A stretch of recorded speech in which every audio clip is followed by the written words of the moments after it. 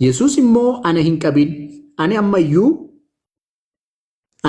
gara abbaatti ol hin baane gara obboloota koo dhaqee ani gara abbaa kootii fi abbaa keessanitti gara waaqayyoo kootii fi waaqayyoo keessanitti ol nan ba'a jedhii isaanitti anaaf himii jedhee Maariyaam Magdalaatiin isheen Magdalaatiin akkana jedheeni Yesus.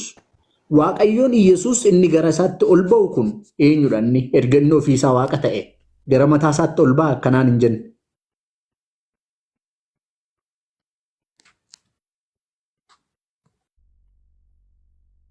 Sagalee kootiin jiru naan jedhaa kaa.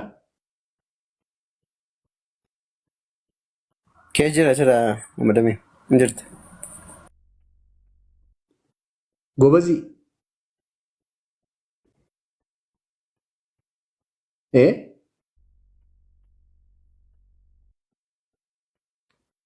Qaxalee dubbadhu kaa waaqayyoo kootii fi waaqayyoo keessanitti jedha Yesuus ilaa. Erganni waaqa ta'e waaqayyoon isaa kunoo maal ta'a? Walitti meeqa? Hayyee tole Maarqos bira dhaqu.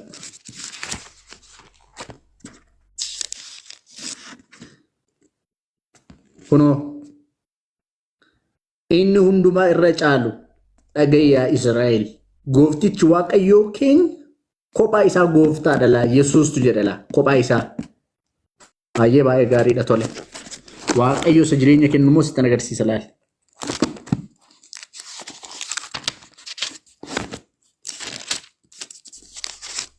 Laa ana duwwaatu dha macaafa Isaayyaas raajichaate laa. Ana duwwaatu waaqayyoodha. Ana malee fayyisaan kan biraa hin jiru. Ana malee jedha laa. Inni kun isa kamidha? Yesuus isa kamidha? Waaqayyo jedha laa. Yesuus malee otoo jedha ta'e ana duwwaatu Yesuusdha.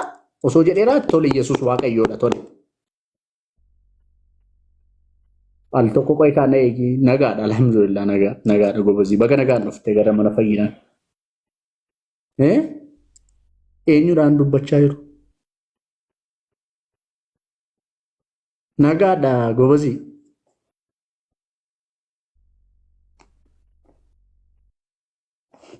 Kanaafuu waaqayyo lakunoo isa kana qofaatu fayyisaadha jechuudha laa. Ana qofaa jedhe laa wal wajjin osoo ta'e osoo himaataadhaan ta'e hafuura qulqulluus asitti itti daballaa ilmas insarti goona jechuudha. Idiitimmoo goonu kana kun sagalee waaqaati kaa sagalee waaqaati jettanii ergatti amantu taatanii. Kan itti dabales kan irraa hir'ises adabbii qaba mul'atu Yohaannis keessa gara dhumarra jira. Kanaafuu waaqayyo isa kanatti amanaadha. Waaqayyo inni kun isa kamidha? Isa Abrahaam isa amannaan amantiin qajeelummaatti isaadhaaf lakkaa'amedha. Waaqni inni kun. Okay? Abrahaam ni amane eenyutti? Isa kanadha laa waaqayyoon san. Seera uumamaa boqonnaa 17 lakkoofsa tokkorraa kaasee Abrahaam nama waggaa 99 yeroo ta'etti waaqayyo isatti mul'atedha. Ani Elshaadaayidha. Elshaadaay jechuun maal jechuudha? Waaqayyo isa hundumaa danda'u jechuudha. Waaqayyo isa kam? Isa hundumaa danda'u. Waaqayyonni kun hundumaa danda'a Elshaadaayidha. Al tokko na jalan dubbatiin qo'e. Maalummaa waaqayyo sagalee waaqayyo jala wulwuliin jedhiin hin rukutamta. Elshaadaayidha laa waaqayyonni kun. Elshaadaay jechuun maal jechuudha? Waaqayyo isa hundumaa danda'uudha. Yesuus innati waaqadha jettu Wangeela Yohaannis. Boqonnaa 5:30 akkas jedha. Yesuus itti dabalee haayilaatiin si godha laal.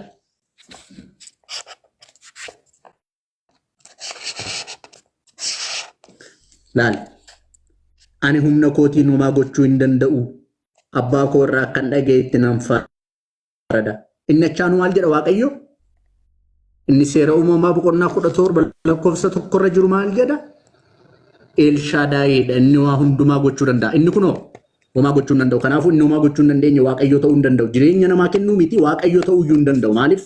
Waaqayyo Elshaadaayidha. Elshaadaay jechuun waa hundumaa danda'a jechuudha. Al tokko. Al tokko. Ganaan fiiga malee seera uumamaarraa hamma mul'ate Yohaannisitti ganaa ammas irra hin deebi'e. Maaliif kan jedhamu barin jiru keessa kaatti waan barbaadeefaa jedha kun waaqayyo Elshaadaayidha Yesuus Elshaadaay miti ani homaa gochuu hin danda'u jedha kunoo. Baga jedhe. Waaquma inni. Ati jettus Yesuus waaquma. Wallahi Ustaaz bakka Abdii jirtu jirtu taate itti fufaa baga jedhee walii nu galcha bakka baga jedhee waaqan ta'u No, bakka kanas. lakki ka ati tokkichi koo waaqayyoon kan xiqqeessuu hin dandeessu. Warroon ifa keessa jiran karachi. Hayya yes, okay. No ani maaliif Hinga inshallah. waaqayyoon xiqqeessa waaqayyoon hin xiqqeessu. Hinga bakka hinga kan si hinga. Nama biraa wajjin itti fufnaa. Ifnaan ifaa jirtaa? Bakka mucaan sii kenna sana fudhadhuti sana booda siin deebisan. Rakkoo qabu. Jira akkam jirtu? Hayya kan kee yeroon dhumateera Yesuus kan jettu cufadhu. Keessanuu yeroo Nama biraa nuti wajjin. mullee yeroo qabna. Kan Yesuus yeroon dhumateera asumaanu shi. Kan allaatti dhumati kan Yesuus jira. An kan Yesuus yeroon isaa dhumachuu siif argaasiifan kenna ati kan Allah dhumachuu saraganaa kennita?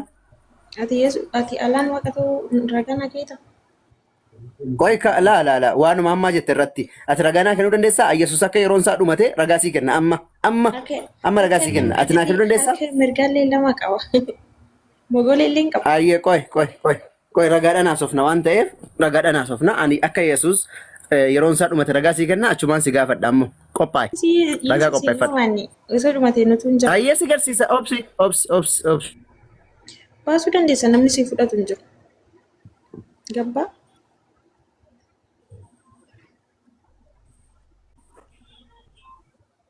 Jallina barsiistu waan ta'eef jallina keessanii himtu furatu. Warra jinni hin fuulla.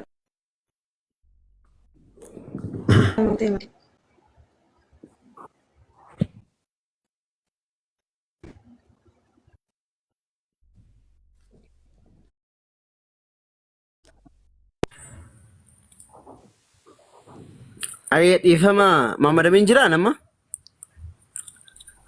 Injire. Okay. Hayyee Yohaanis yaa jamaa taabtaab godha please. Taabtaab godha ta'e. Yohaanis boqonnaa dhagaa lakkoofsa 5 gubbaatti jedha. Biyya lafaa keessa amman jirutti ani ifa biyya lafaati jedhe. Aga yoomitti agam biyya lafaa keessa jirutti jechuudha. Kanaafuu Yesuus Kiristoos amma biyya lafaa keessa waan hin jirreef ekispaardeetii ta'eera jechuudha. Dhumateera yeroon isaa. Hayyee.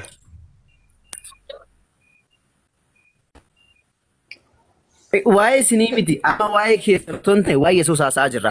Yesuus akki jedhee ani ifa biyya lafaati jedhe. Waa'ee keessin gaafannan ila sammuutti deebi'itii na wajjin haasawi. Awwaan sin jedhe sammuu koo wajjinan jira. waa'ee keessan osoo hin taane Waa'ee miti waan ta'eef si wajjin haasa'uu na hin barbaachisu. Ani garuu duratti Maamadiin arrabsiteettanii na barbaachisu. Arrabsiisuu yeroo takka hin arrabsiisu garuu nama baay'ee sirriidha. Deebii kennuun hin barbaadu. Maal dhuftere? Na baara turtan duratti Maamadiin arrabsitan jettanii yoo mana arrabseen kun arrabsiisan immoo maal na baartu. Jedhe re'ee abbaatii moo hoolaa dhaqiitii moo kan eenyutu jira maal eeguu dhuftere as yoo deebii deebisu ta'e moo farda obboleessa keessa jira eeguu maal gocha dhufte? Akka deebiin deebisu taate. Sitti waan jira miti wanta nufi maal na baartanii jedhee. Moo Maamadiin arrabsitan. akaakayyuu keetii taate. La amma waan biraan haasa'ini siin jedhe deebii hin deebistu yoo taate loon akaakayyuu keessa jira moo maal gocha dhuftere? Isa sitti waan jira mii kan ittiin maaf jettanii akkas naan jettanii jedhe. Maaf na baartan. Yoo na arrabse amma maal na gootu? Waa'ee isa kan biraa dhiisiste kan amma deebisu taanaan maal gocha dhufte hin jedhe. Maaf na baartanii jedhe. Yeroo amma dubbatti dhaqde. Tayyib amma waan dubbatti dhaqaa lafa.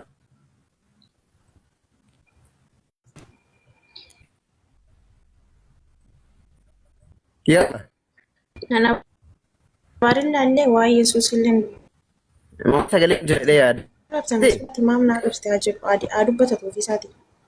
Malee isin bakka buutanii maaliif nama arrabsitan?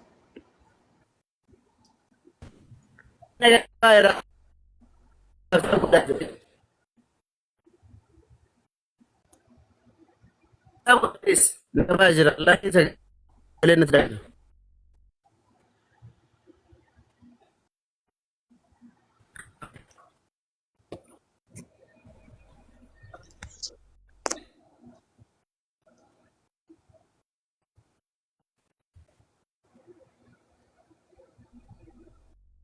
Sirriidhamoo?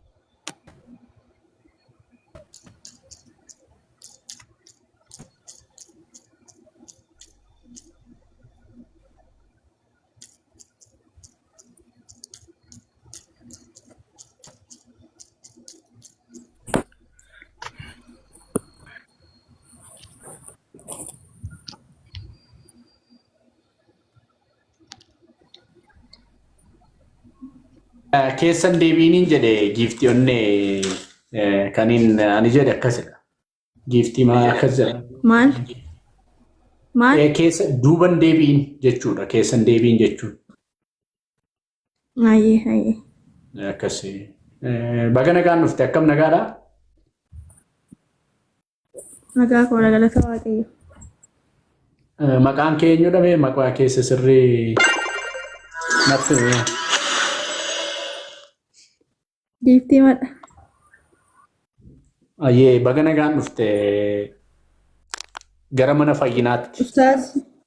Ustaaza waliin jiranii? Isaan barbaadeen ture. Isaan hin jirani ammaaf. Hayyee anoo isaan barbaadeen ture. Maal shaadaa qabachuuf moo? Ilaalee gaaffii wayiin biraa qabaa yoo na deebisan. Gaafadhu kamaarree sii deebisu jiru bara. Mi'a asirran jiran meerre. Isaan osoo hin taane sii deebisu warras jiran. Abumaa Ustaaz Abdiin jiru. Ustaaz Abumaazis jiru. Hayyee isaan harkaa qabu dhiisee gaaffii kan biraa gaafadhuure. Gaaffii an barbaadde gaafadhu rakkoon hin jiru. Hayyee gaaffiin koo Yesuus ergamaadha jettan warroonni akka Nabi Muhammad fa'aa isaan kunis ergamaadha jettan.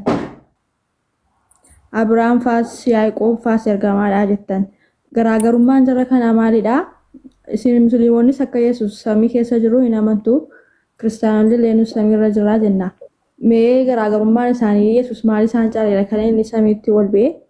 Warroonni isin immoo kan isaan du'aniif mee garaagarummaa isaan gidduu dandeettii maaliidhaan ol ba'e? Ergamaa ta'e aboo maaliidhaan samiitti ol ba'uu danda'e Yesuus? Gaaffii bareedaa gaafatte. Ustaaz Abdii itti fufa.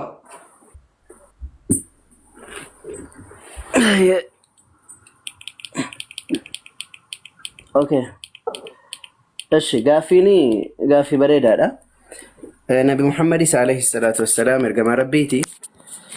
Akkasumallee Abrahaam yookaan immoo Ibrahim kan jedhamu hundi isaaniitu ergamaa rabbiiti. Erga ta'e maaliif Nabiyullah Isaan alayhi salaam qofti ol fuudhamee kan jedhuufi Rasulli alayhi salaatu wassalaam hadiisa isaanii keessatti hadiisa Aishaa keessa jechuudha. Aishaa Rasuula Rabbiidhaa gaafattee Rabbiin subhaanahu wa ta'ala nabiyyoota kamuu jedhan Rasulli alayhi salaam Rabbiin nabiyyoota kamuu gaafa isaan fuudhuudhaa ka'e yookaan ammoo gaafa ajalli isaanii ga'e duutii isaanii jechuudha. Isaan ajjeesuu gaafa barbaadu Rabbiin nabiyyoota kamuu ni filachiisaa jedhan. Nabiyyoota kamuu ni filachiisa. Du'uu barbaaddamoo turuu barbaadda jedhee isaan filachiisaa jedhan Rasulli alayhi salaam. Gabrichi Rabbiillee filachiifameetu du'a filatee jedhan. Gabricha Rabbii gaafa jedhan of baananii Rasulli jechuudha. Anilleen filannoo filachiifameen du'a filadhee jedhan jechuun fuula Rabbii kiyyaa walqunnamuun filadhee jedhan. Kanaafi Nabiyullah Isaan alayhi salaam akkuma macaafa keessatti yoo dubbiste Yohaannis boqonnaa 17 lakkoofsa 1 kaaftee yoo dubbiste ta'e in kadhate gara kan keetitti olla fudhadhu jedhee Yohaannis boqonnaa 1 lakkoofsa 1 kaastee yoo dubbiste Yohaannis boqonnaa 17 lakkoofsa 1 kaastee Yesuus ammoo gara waaqaatti ol ilaalee harka isaa ol fuudhee yaa abbaa yerichi ga'eera akkuma ilmi kee lafa irratti ulfina siif kennatillee gara ulfinaatti ol isa fudhadhu jedhee akkasitti Rabbiin kadhatee jedha. Kanaaf xiqqeenya Yahuudonni isa xiqqeessan jira akka inni Rabbiin ol isa fuudhu Rabbii subhaanahu wa ta'ala waan kadhateef kadhannaa isaatu isaa dhaga'amee ol fuudhamee jechuudha. Sanaan keessa nabiyyoota keessaa Nabiyullah Isaa qofa miti yookaan Yesuus qofa miti. Henookillee waaqarra jira ol fuudhamee inni immoo otoo hin du'in du'ayyuu ijaa hin agarre jedha macaafni. Kanaaf nabiyyiin ol fuudhame Nabiyullah Isaa yookaan immoo Yesuus Kiristoos qofayyuu osoo hin taane Henookillee ol fuudhameera.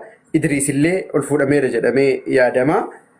Akkas alaa kulli haaliin ergamoonni hunduu dhugaadha ergamaadha ol fuudhamuuf du'uun kanneen waan nabiyyoota wal caalchisuu miti akkaataa fedha isaaniiti jechuudha. Dabalataan immoo waan rabbiin fedhulleedha malee kun waan sadarkaa isaaniidhaan wal caalchisuu miti jechuu barbaade. Ayyee waa'een Heenok quraanarra jira moo? Seenaan Heenok quraanarra jiraa? Waa'een kan nabiyullah Heenok kan jedhamu nuti quraana keessatti Heenok kan jedhamu hin jiru. Idriis kan jedhamudha. Quraana keessatti Idriis jedhama. Isin biratti ammoo Heenok kan jedhamu macaafa keessa jira. Nu biratti ammoo Idriis alayhi salaam. Hayyee galatoomii gaaffii koo kan biraa immoo amma amantaa addunyaa irra jiru keessaa amantaa 450tu jira jedhameera kan tilmaamamu. Isa keessaa amantiin musliimaa isa tokko. Haa ta'u iyyuu malee immoo kan adda isa godhu Makkaadha. Makka dhaqanii hajjii godhuudha. Mee Makka dhaqanii hajjii gochuun faayidaan isaa maalii? Bu'aan isaa maalii? Maaliif immoo yoo Rabbi tajaajilte immoo Rabbi maaliif ajaje? Gaaffii bareeda. Addunyaa kana keessa jiru amantaa hedduudha. Amantii sanniin keessa musliimoonni kan isaan dhaqanii Makkaadha. Makkaan ammoo maaliif dhaqama? Bu'aan Makkaan dhaqamuuf maalii kan jedhuufi Makka wanni dhaqamuufi inni jalqabaa ajaja Rabbiiti subhaanahu wa ta'ala. Rabbitu ajajee Quraana isaa kabajamaa bismillah sadaffaa keessatti Rabbiin walillaahi على الناس حج البيت من استطاع إليه سبيلا إلما نمارتي ربي دركما قديتين جرا منسا زيارو نما دندئف جدي ربي سبحانه وتعالى دبت مالي في موجد أكما كان جدو في ربي القرآن مساكة بجماعة بسم الله سدفاكي ستمال جدا إن أول بيت وضع للناس للذي ببكة مني يروج الكباتف إلما نماتف قد أمي kan makkaan keessa jiru yookaan immoo bakkaan keessa jiru kaabaadha. Inni sun kan inni ijaarameen Nabiyullah Ibrahim alayhi salaam abbaa keenyaan ol fuudhame jechuun ijaarsi isaa sana dura ijaaramullee yookaan immoo sana dura jalqabamullee inni kan ijaaree bakkaan ga'e Nabiyullah Ibrahim alayhi salaam. So kanaaf mana jalqaba lafa kanarratti ijaaramee dabalataan ammoo walakkaa dachee irratti argamaa jedhan yookaan wiirtuu lafaa jechuudha.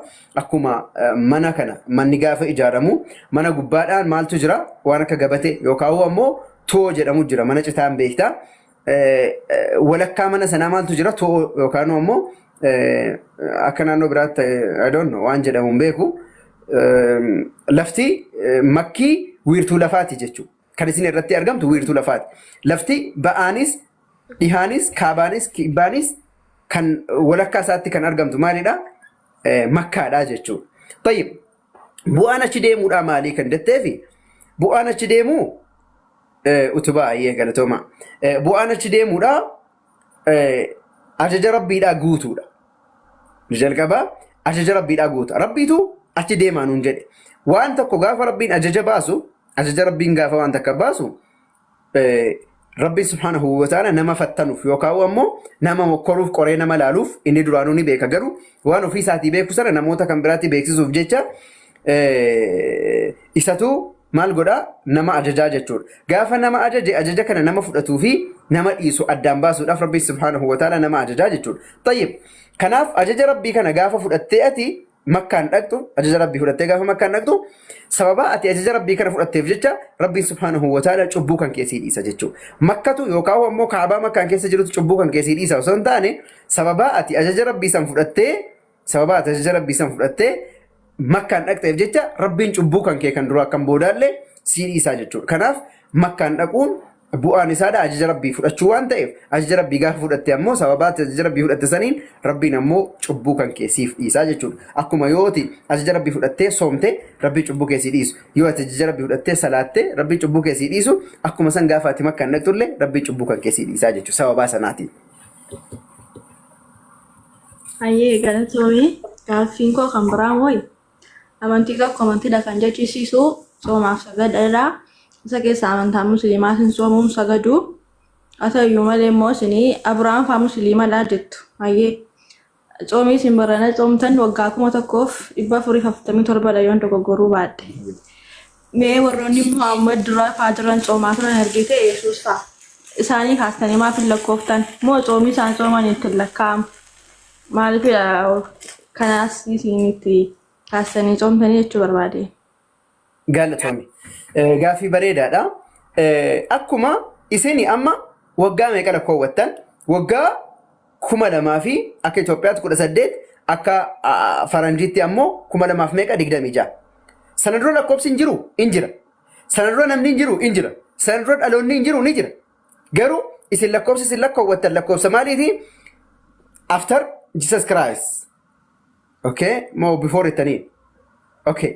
Yesus Kiristoos erga dhalatee booda irraa kaastanii tokko jettanii lakkoowwattaniimi. Dhaloota Yesus Kiristoosiin booda jettanii lakkoowwattan. Sana dura lakkoofsi illee ni jira. Namni illee ni jira. Uumamni illee ni jira. Waaqayyo illee ni waaqeffama. Tole? Akkuma sana nuti illee lakkoofsi nuti amma lakkoofnu lakkoofsa hijiraa waan jedhamu jira. Hijiraa jechuun godaansa Nabi Muhammad alayhi salaatu wassalaam Makka irraa ka'anii gara Madiinaatti godaanan. Achirraa kaafamee hijiraa jedhamee lakkaawama. Lakkoofsi nuti amma lakkoofnu kun eega Nabi Muhammad Makkaan irraa gara Madiinaatti godaananii ka'aniiti lakkoofnaa jechuudha. Malee sana dura iyyuu soomni hin jira. Nabi Muhammad iyyuu ergamanii waggaa 13 booda kan nuti lakkoofsi jalqabame. Inni kun godaansa Nabi Muhammad irraa waan lakkaa'amudha malee waan islaamummaadhaan wal qabatu miti. Yookaan ammoo islaamummaatu sanaasitti dhufe jechuu miti. Soomas sanaasitti dhufe jechuu osoo hin taane dhaloota godaansa Nabi Muhammad Makka irraa gara Madiinaatti godaanan irraa lakkaawwannaa jechuudha. Itoophiyaan lakkoofsa qabdi. Yaa'oo isaanis waan lakkaawwatanii qaban. Warri faranjii lakkoofsa qaban. Akkuma sana warri arabaallee lakkoofsa qaban. Warri arabaallee lakkoofsa qaban. Eesirraa Nabi Muhammad boodaan waggaa 13 Makka fasaan gara Madiinaatti godaanan godaansa isaanii irraa hijirii jedhama. Amma lakkoofsi nuti lakkoofnu kun hijirii jennaan. Jiini tokkoffaasaa Muharram jedhamee eegalama. Alqur'aan godaansa Muhammad Makka irraa gadiitti godaanan irraa lakkaa'ame malee soomatu sanaaf itti dhufe jechuudha miti. Abdi rabbitu ajajeedha moo ofii makeessanii? Rabbitu ajajeedha moo ofii makeessanii ni guyyaa kanarraa kaastanii lakkaa'attu? No, kun waan ajaja rabbiiti waan wal qabatu miti. Siigalee kuni fakkeenyaaf namni lakkoofsa isaa lakkaawwatu waan ajaja rabbiiti waan wal qabatu miti. Kun waan namni ofii isaatii lakkaawwatudha. Kun yaani waan ajaja wal qabatu miti. Siigalee lammii maayikii qabadhu. Siigalee fakkeenyaaf amma Yesus Kiristoos booda jedhanii lakkoofsa lakkaawwatan kana nuti amma akka Itoophiyaatti illee kan faranjiitiif kan Itoophiyaa walaa dhabu malee garuu lamaanuu lakkoofsa Yesus Kiristoos boodaan eega dhalatee booda jedhanii lakkaawwatan. Sana waaqayyooti sana jajeenyaan lakkaataa jiru lakki. Lakkoofsuma namni lakkaawwatu lakkaawwata. Fakkeenyaaf akkuma ati umrii kan kee lakkaawwattu. Umrii kan kee lakkaawwattu. Waan biraallee lakkaawwattu. Umrii ilmoo keetii lakkaawwattu. Isaanis akkasumatti lakkoofsa maalii lakkaawwatan? Lakkoofsa hijiraadhaa lakkaawwatanii jechuudha. Kun beekamaadha Araboota biratti. Akkasii kun waan namni lakkaawwatudha malee waan intanaadhaan wal qabatu miti jechuu barbaade.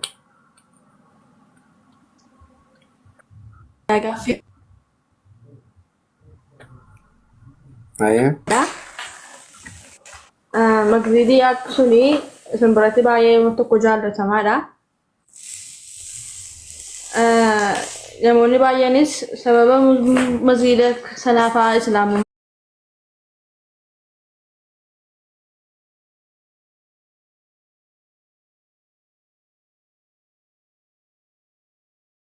taaf qabdaniifidha. Ilaalcha addaa kan isin qabdan. Masgiida kan? Masgiida Aqsaa. Oh, Masjidul Aqsaa. Okay. Masjidul Aqsaani